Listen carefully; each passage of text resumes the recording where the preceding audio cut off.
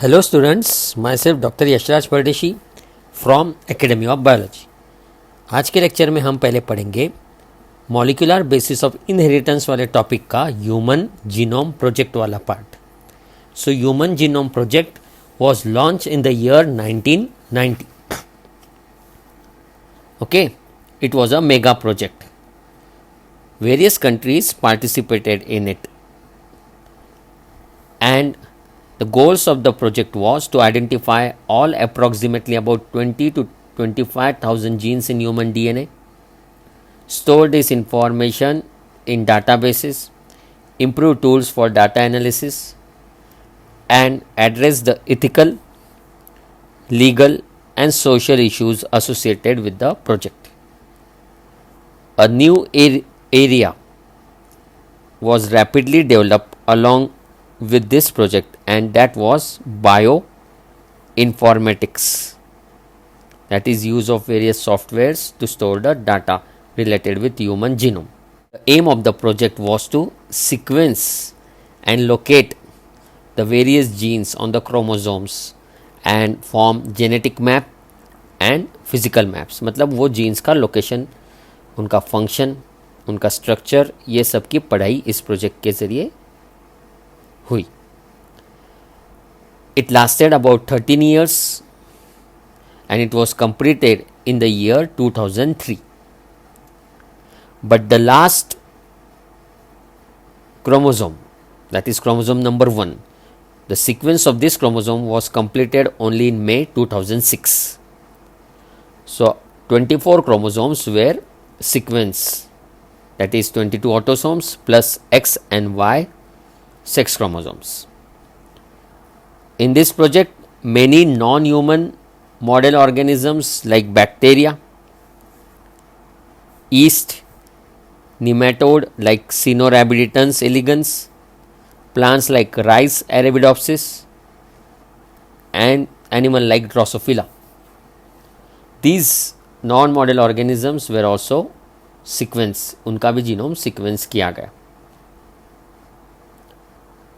What is the methodology of this project? You know, DNA has two parts, coding and non-coding. So two approaches were used.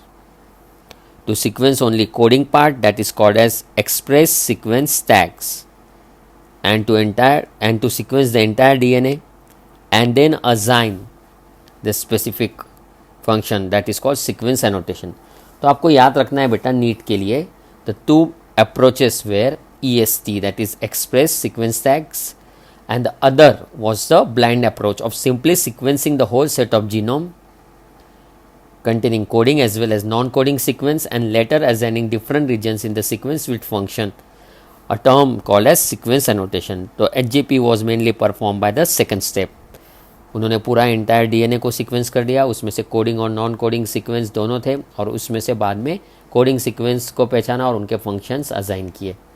ठीक है. So what was the process? The DNA was cut into fragments. The fragments were transfer with the help of vectors like bacterial artificial chromosome, yeast artificial chromosome into the host. The host were bacteria and yeast. So the method was DNA was cut, the fragments will transfer into the host via the vectors like BAC, that is bacterial artificial chromosome, YAC, yeast artificial chromosome. Then sequencing was done by Sanger's method. तो बेटा अपने NCERT में या NEET point of view से इसका बहुत ही basic या बहुत ही मिनिमम इंफॉर्मेशन दिया है, उतना ही आपको याद रखना है. ठीक है. The fragments were sequenced using automated DNA sequencers that work on the principle of method developed by Frederick Sanger. These sequences were then arranged based on some overlapping region, मतलब कुछ common region. इसके लिए उन्होंने various software use किए और पूरे chromosome number 1 से लेकर क्रोमोसोम नंबर 22 और फिर X और Y क्रोमोसोम पे जो भी जीन्स है, उनका अरेंजमेंट कैसा है, उनका स्ट्रक्चर कैसा है, उनका सीक्वेंस कैसा है, उनका फंक्शन कैसा है, वो सब डाटा एनालिसिस करके स्टोर करके रखा with the help of bio informatics. ठीक है. फिर आपको नीट पॉइंट ऑफ व्यू से पता होना चाहिए the salient features of the human genome, जैसे human genome contains about 3.1 billion base pairs. The average gene consists of 3000 bases. The largest known human gene is dystrophin and it is about 2.4 million base long. ठीक है, तो dystrophin के बारे में आप आपके NCERT में नोट डाउन कर लेना. It is the largest gene, जैसा वहाँ पर मेंशन किया है. और एक पॉइंट मैं आपको मेरे नोटबुक में से बताता हूँ, आप नोट डाउन कर सकते हो. This gene is present on x chromosome. ठीक है, इसमें कुछ गड़बड़ी हुई तो मस्कुलर डिस्ट्रॉफी हो सकती है. डिस्ट्रोफिन प्रोटीन कोड करने वाली जीन. फिर द स्मॉलेस्ट जीन आप लिख कर रखना. It is present on Y chromosome.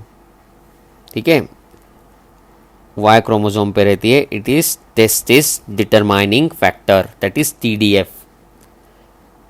It is only 14 base pairs long. 14 base pairs long. फिर कुछ और फीचर्स थे, जैसे the function are unknown for over 50% of the discovered gene. Less than 2% of the genome codes for protein. Chromosome 1 has the most genes, that is 2968. Chromosome Y has the fewest gene, that is 231 genes. फिर आपको एक concept पता होना चाहिए, SNP या SNP, single nucleotide polymorphism. ठीक है, तो साइंटिस्ट लोगों ने 1.4 मिलियन लोकेशन ढूंढ के निकाले जिसमें सिंगल बेस डिफरेंस रहता है इन ह्यूमंस. जैसा मैंने यहाँ पर बताया है, आप ये सीक्वेंस देख सकते हो, जिसे मैं A नाम देता हूँ, ATGCCG, और B AGGCCG.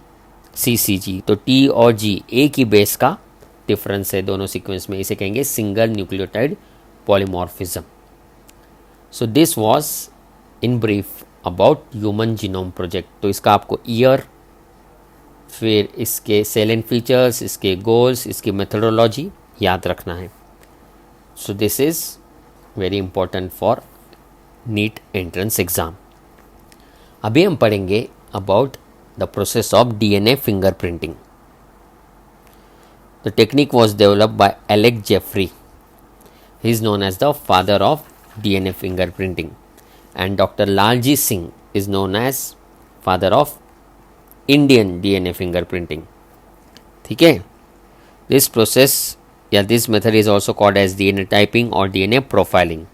It is a technique of determining nucleotide sequences of certain areas of DNA which are unique to each individual. ठीक है, तो हम पहले मेथड या प्रिंसिपल पढ़ लेते हैं. डेंसिटी ग्रेडियंट सेंट्रीफ्यूगेशन से DNA को डिवाइड किया जाता है, bulk DNA plus satellite DNA. Bulk DNA एक मेजर पोर्शन ऑफ DNA रहता है that form the major peak during density gradient centrifugation, और अदर स्मॉल पीक्स को हम कहते हैं satellite DNA. Part of DNA which contains repeated sequence is called satellite DNA. ये satellite DNA coding नहीं होता, ये कोई प्रोटीन को कोड नहीं करता, फिर भी इसका बहुत ही इंपॉर्टेंट रोल है इन DNA फिंगरप्रिंटिंग. आपको पता है हैप्लॉइड जीनोम में होते हैं ह्यूमन में 3 × 10⁹ बेस पेयर्स. उसमें के 99.9% of base sequencing among humans is same.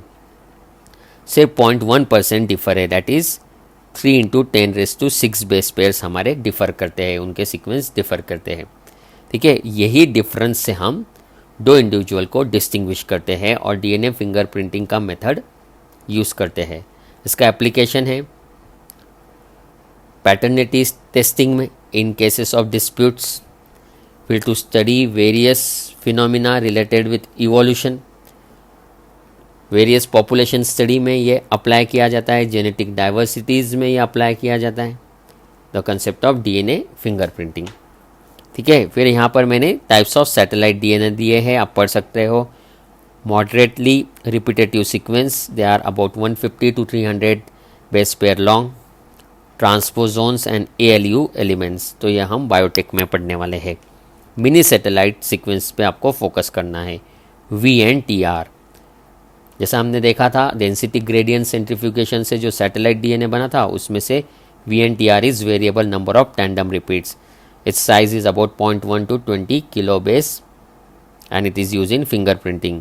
They show high degree of polymorphism, ये पर्सन टू पर्सन वेरी करते हैं। दिस रिपीटेटिव सीक्वेंस, जैसा मैंने कहा था, they don't code for any protein but they form the basis of DNA fingerprinting. फिर micro satellite DNA के बारे में आप पढ़ सकते हो, हमें मेनली फोकस करना है mini satellite DNA that is VNTR। फिर हमें एक कंसेप्ट याद रखना है DNA पॉलीमॉर्फिज्म। अगर कोई म्यूटेशन जो आगे के जनरेशन में जा सकता है दैट इज़ इनहेरिटेबल म्यूटेशन, उसकी फ्रीक्वेंसी पॉपुलेशन में 0.01 से ज़्यादा हो तो ही हम उसे DNA पॉलीमॉर्फिज्म कहेंगे। So what is DNA polymorphism? If an inheritable mutation is observed in a population at high frequency greater than 0.01 then it will be called as DNA polymorphism। ठीक है, तो ये एक पार्ट याद रखना है। फिर जो VNTR रहते हैं उसके अलील्स चाइल्ड को मिलते हैं half from mother and the half from father, तो both the parents contribute to the VNTR to the next generation that is to the zygote। ठीक है, तो अब हम देखते हैं the process of DNA fingerprinting.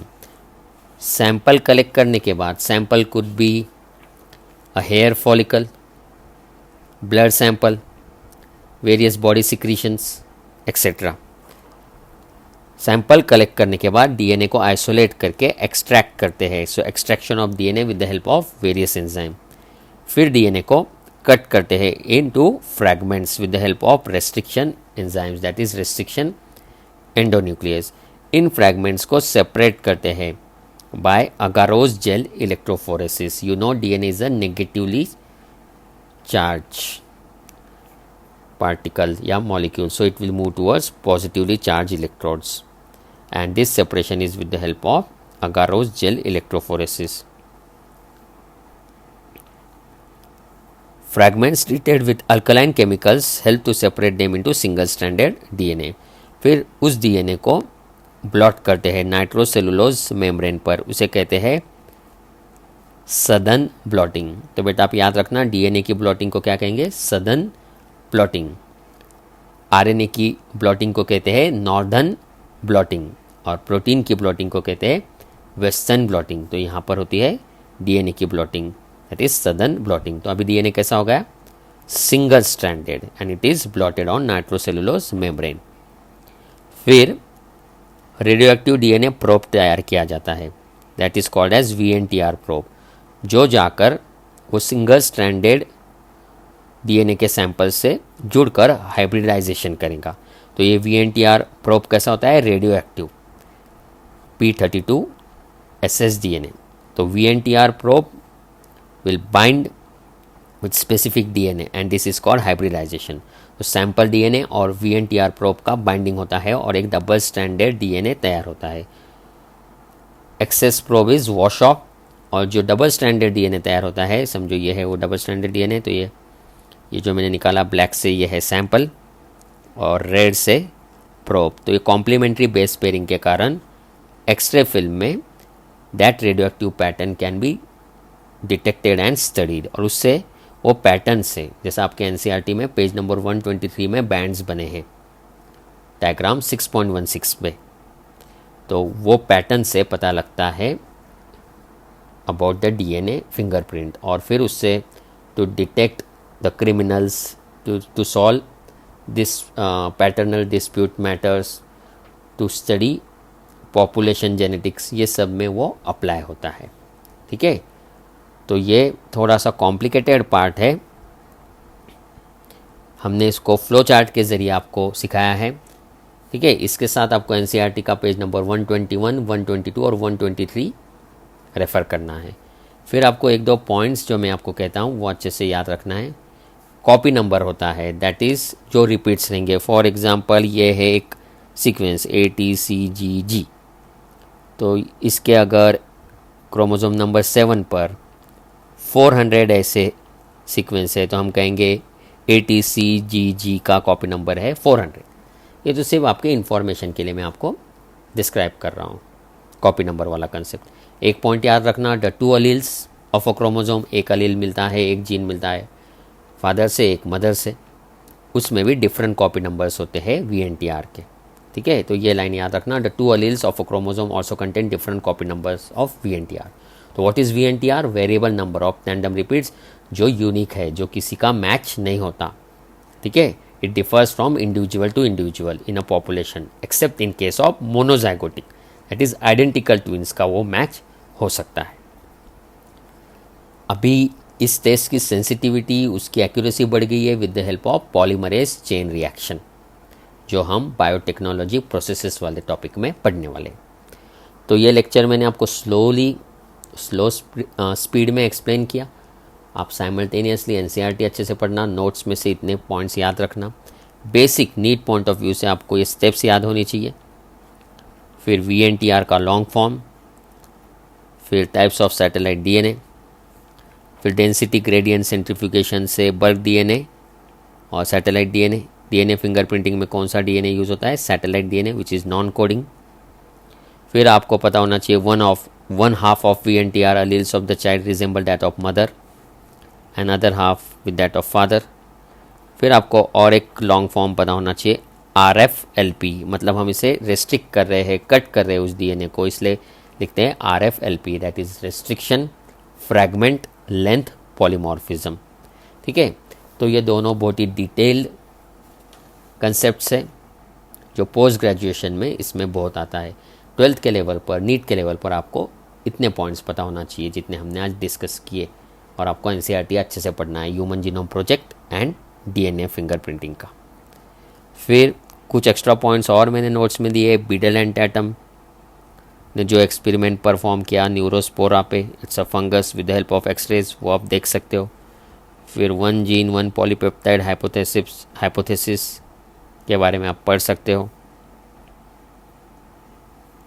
फिर सिस्ट्रॉन, रेकॉन और muton, these are segments of DNA।